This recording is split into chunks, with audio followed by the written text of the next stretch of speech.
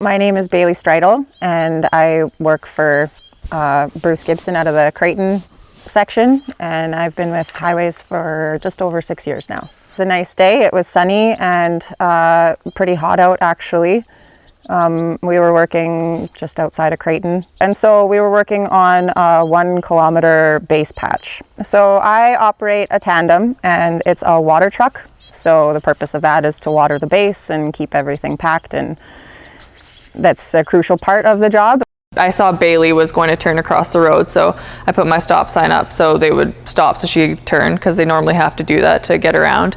And so I had it, and I saw this truck coming and they wasn't slowing down, so I was kind of like slamming my sign, waving my arms, and then he just kept coming, probably over 100 kilometers per hour.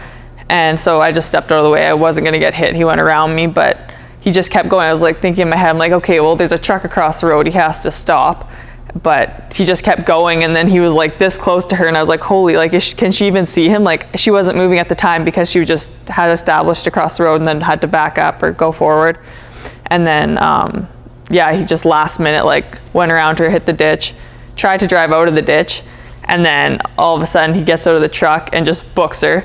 I was completely across the highway, and so as I made that first turn and I was about to back up, I looked out my driver's side door, and there was a half-ton speeding, like way over the speed limit, I would say, and directly at my driver's door. The only thing I did, well, I looked out the window and I saw that there was a truck right there. There's nothing else I could do other than cover my head like this, because I thought that that was it.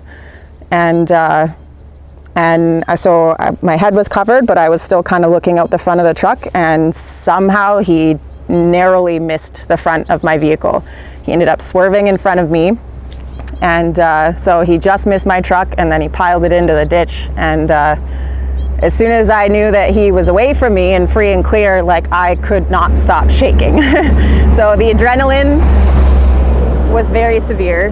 I would say that was the most in shock I think I've ever felt, and it was tough to remain calm and keep my feet on the pedals enough to even complete my turnaround. So yeah. Like, she was the one who can't just move out of the way quickly.